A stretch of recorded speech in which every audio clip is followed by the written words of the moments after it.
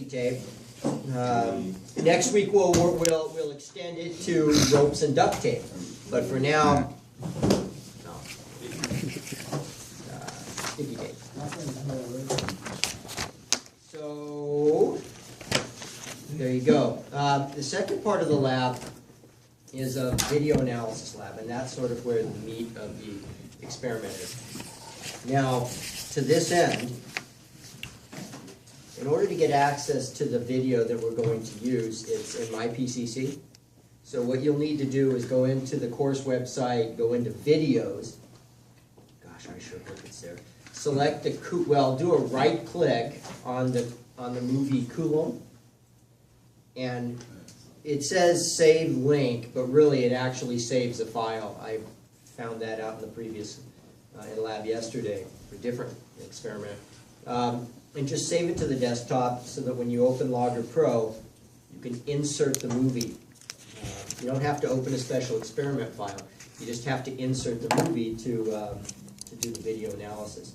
Now, at this point, 2 terms of mixing, attrition, just blending around. Almost none of you now, except for just a couple, have done video analysis. Well, maybe half. So, pull up the movie, pull up the Logger Pro. You'll have to go back and start the first part of the experiment, but I want to kind of give a basic idea of what you need to do with the video analysis to get when you get to that section. And unfortunately, we have plenty of time to work on this. You probably won't need it. But let's go ahead and start there. Put my computer on. So pull up the movie, and maybe it'll be self-explanatory, obvious. There is some instruction packet, I believe, in the MyPCC website as well. I think there's a video analysis from Logger Pro, just user guide of some kind.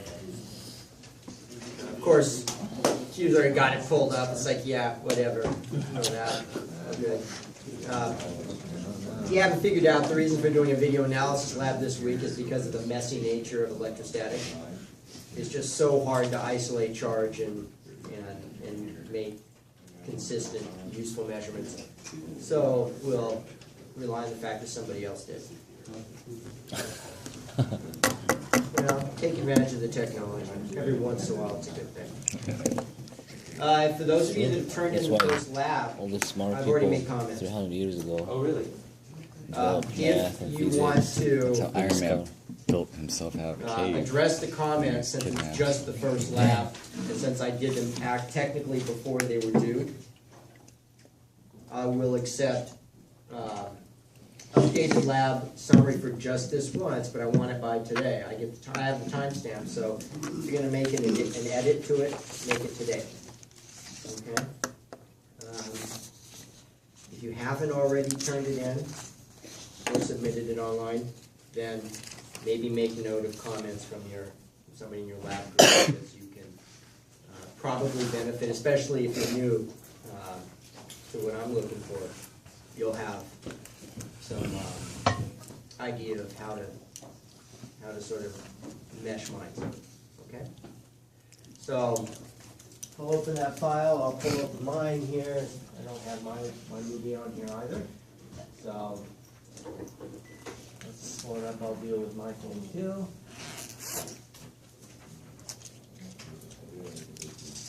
And hopefully this will be kind of a fun lab and kind of see Coulomb's law in action. What's up? There you go.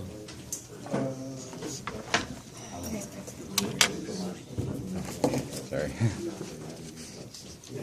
I still have it pulled up. I think I still have it pulled up at the bottom.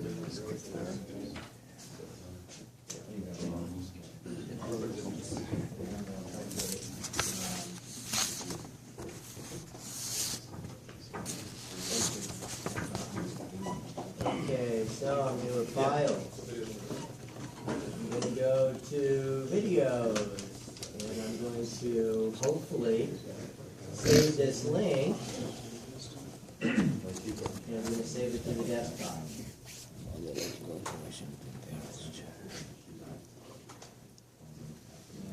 Now that it's there, I shall open up.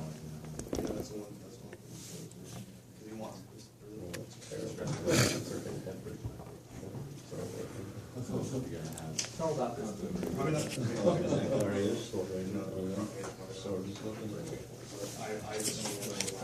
open the movie, on the desktop, is,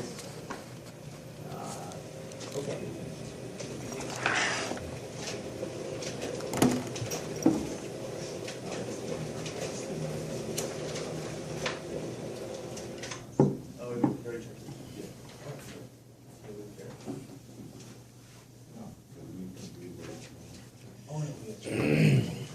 Okay, so as you pull it up, most of the pertinent non-video obvious data is in the front screen. Basically, you have, where is it? I think it's, till we get to the next screen, I'm not sure where it is, but there will be a dangling mass that has a magnitude of about a little less than 3 grams. So it's pretty small. Needs to be for the magnitude of charge we're dealing with. On the bottom here is the scale of the video, which we'll need. And do note that the hanging mass, and so this is not helpful, I'm not sure what this is, but the mass that's hanging, it's just hanging by a real thin string, is 2 meters from its fulcrum at the top. So we'll need that. Because the idea, and we're not going to be doing time measurements, we're actually going to be measuring distance and force, or figuring out how to measure distance and force. But the idea is, well, I guess it is up here. So here's the line of action, and 2 charged globes. And as the leftmost charge is brought closer to the rightmost charge, you can see that there is a displacement of the right charge.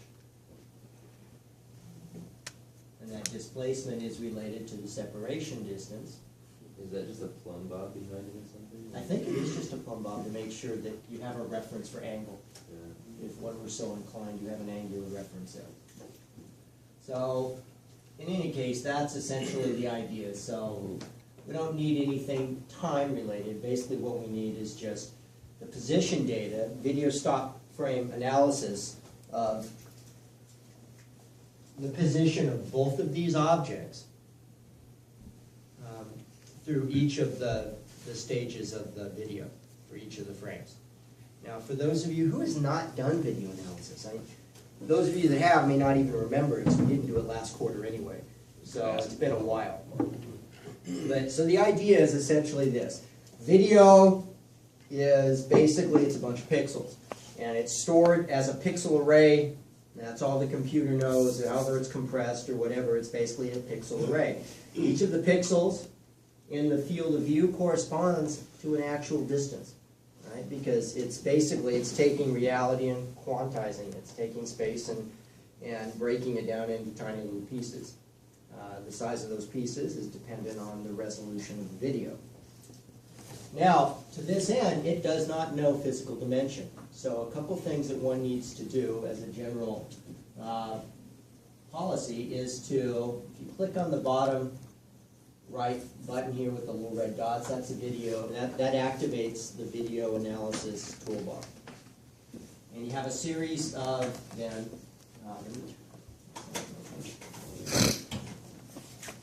series of different toolbar commands, and I think these might even be indicated in the lab. But the idea is we really need to do 3 things to this video in order to use it. First of all, we need to scale it. To scale the movie, probably the easiest thing to do is go back to the very first frame where you've got a nice reference. And if you select the ruler button up here, it's a click and drag process. So I'm going to select this button. I'm going to come over here to one side, try to line my cursor up. And it's going to be chock full of experimental error, trying to find the right spot. And then I'm going to drag it over to the other side. And try to get as close to the same relative position as I can. And once I do that, I tell it that that's 1 meter. So now, just like on a map, I've scaled my movie. Pretty straightforward. The second thing, to the extent that it might be helpful, is I'm going to set the coordinate system, just to make life easier. And I'm just going to click on it, and once I have it on the screen, I can move it wherever I want to. And the question becomes, well, what's a good place for the coordinate system? We've got two moving objects, but probably a good idea. And like I said, frankly, I don't care because look at that. Actually, those lines make it helpful. I hadn't thought about that in the video. But if you line it up on the plumb bob and that vertical or the horizontal line, then you have kind of a nice little coordinate system. Life is good. Okay, so those are the first two things. Third part is we have to figure out where these things are frame by frame. So step to the first movie frame. And by the way, if you don't like the ruler and you don't like this thing being here, it actually may help to keep the coordinate system there. But if you don't like it because it kind of gets in the way of trying to see where things are, you can come over here and you can remove them. At least the coordinate system, so it makes life a little easier. You don't have to see it. Okay. Now, the next button, the second button down on the right, is the add point button. The idea behind this is, doesn't matter which object you want to follow. Maybe I'll follow this one first. The idea is to try to identify the location on the video screen where the object you want to follow is located. Now here's a little trick. If you slide the movie over and go to, these are just little technical things. If I don't tell you now, I'm going to end up having to tell you one at a time anyway. But see where this Y is? This is the, well, I guess it doesn't matter if it's the Y or the X. I think the Y one is the one that will be helpful. If you double click on this, and then go to options, change the color to something like yellow, or I don't know, maybe thistle. I'll try lavender. I'm wearing yellow today anyway. At least you can see where the object is. Okay, so it's just a little bit easier to track it rather than dark blue on a dark blue background. You don't have to, but it's just easier to see, especially when you're dealing with glare from backlighting on the south side of the room. So every time I enter a point, it automatically steps to the next frame, so you don't have to do that. Just that simple. So basically the approach then is just to try to stay lined up with that object. If you screw up the point a little bit, we can go back and fix it.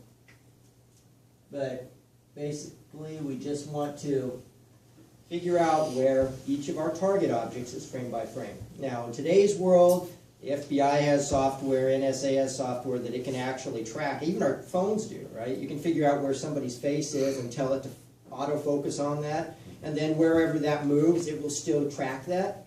Well, this could essentially be done, but we don't have quite that level of sophisticated technology. But if we did, then we could actually track it. It would track it frame by frame for us. So nonetheless, we can go ahead and do that. And I'm not going to do all of them. I'm just trying to show you how you can do it. Now, once we have that, if I don't like what I see, I can use the select button up on top, the arrow button, and I can go over and I can grab a point. Once I use the arrow key, I can use the arrow keys. I'm sorry, once I select that tool button, I can use arrow keys to move things around pixel by pixel. It's hard to do with the mouse, but with the arrow keys, I can step along, if you follow the one that I selected, and literally move it along pixel by pixel. So you can fine-tune where things are located. And that's helpful because we're looking at inverse R-squared force relationships. So being off a pixel or two may, in fact, alter the quality of your data. So just point to mention. So put this back somewhere, it's not quite right. Now, once we have that, then we can add another point series. Why do we add another point series? Because we need to track the other ball. So we go back to the frame that we start and locate the other object of interest. And I can play the same game. And this one's a little bit harder to see because it doesn't displace much until it gets significantly relatively close. So there it goes. So it may be a little hard to see, and again, if you want to change the colors, that might help. Okay, so that's essentially the idea. Is there a zoom in? A zoom? Yeah. The only zoom that there is you can make the movie as large as you can make it. Oh. Now, Okay. frankly, the zoom, and that's actually a feature that they should offer, but they don't. Zoom has its limitations though, because of the pixelation and typically the granular quality of the movies. You don't want them too high res, because typically what happens when you capture high res images, movies, is that the processor can't always keep up with every single frame. So sometimes they skip frames, and when they do that, they just duplicate the previous frame, and they miss a timestamp. Now that's fine when you're looking at a movie, because you cannot tell the difference. Our eyes cannot track information more than about 30 hertz or so, or well, not even that. I think it's like 10 or 15 hertz. So with a movie, with a high-res movie that's, 50 frames or 30, 40, 60 frames per second, you can't see little anomalies like that. But when you're going frame by frame, especially if you're doing a time measurement, it screws everything up. Doesn't matter here, but it can really throw a horrible monkey wrench in your image. So typically they're very low res, and also so that it's easy to process on usually not so great computers. Are we ignoring the pendulum action of this second sphere and just kind of analyzing only the x direction? I'll leave that as a matter of discussion. Because not only does this system have forceless interactive, it also has torques because of the tension and strength. So you can decide how that works for you. Okay. The other thing is, because the concern is separation distance, you'll have to decide the best way to determine separation distance. And that may be very direct and explicit, depending on how the dimensions are related. Or it may require that you take the x and the y values, calculate an r, and figure out how far they physically, spatially are apart. I'll let you decide that. I said, I don't want to talk much here. You've got all the tools, and this is really a review from maybe the end of last week's Thursday lecture. So there's not a huge amount here. It's just technically sort of getting the data and then wrapping your brain around what the data looks like, because it's no longer just a textbook value given to you. Okay? Now, why are we going to do all this? Well, it's really hard to measure charge. So what we basically have is interaction between two oppositely charged systems. I don't necessarily know as they have equal and opposite charge, but what I do know is that if you look at the Coulomb interaction between any two charged objects, I don't know what these are per se, and you have a distance of separation between them.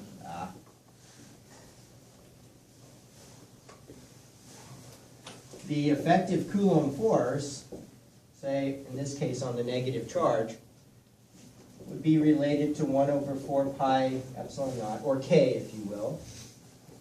Shouldn't they be the same sign as they're repelling each other? Yeah, they should. Q1, Q2 over r squared. Now, since we don't necessarily know the charges involved, we're going to use this information from our data. We had a few little things, there are questions in the lab to deal with. But we're essentially going to use this data and the curve fit. And the key is the curve fit.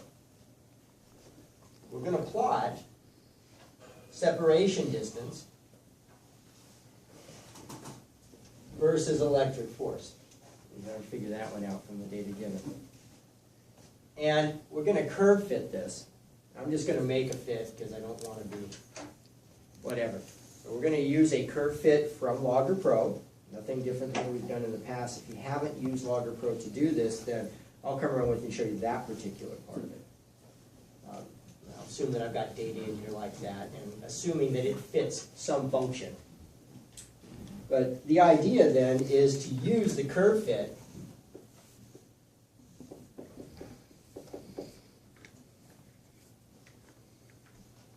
determine what the product of Q1 and Q2 is. Okay, we can't necessarily get individually what they are, but we can do is estimate the product of the two together. And if we assume that the two charges are close in value to each other, we can take the square root of the product and get an approximate or equivalent magnitude of electric charge that either would need to have equally in order to generate the same thing. The nice thing is it's just a linear relationship to each of the charges individually. So it's a reasonable way to do the approximation. Okay? So we're going to use the parameters from the curve fit, not individual values, but we're going to use the curve fit coefficients or constants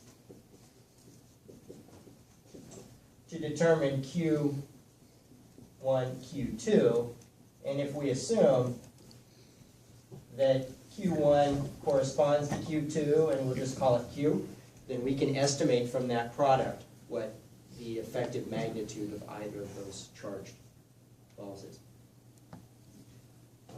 Assuming we know 1/4 pi epsilon naught.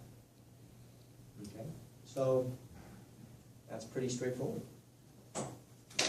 Everything else is just like we talked about last time, that sometimes the art of higher level physics problems is all about just setting up the coordinate system, setting up the problem so that there's something relatively easy to measure.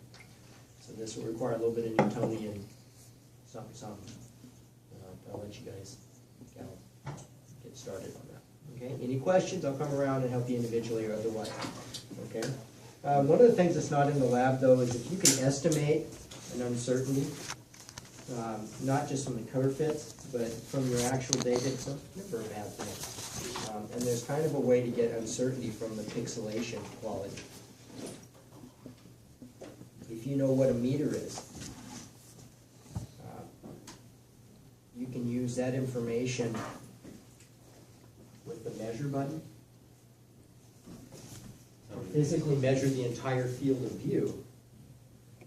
And if you know how many pixels are in that direction, you can estimate the relative size of each individual pixel in terms of distance.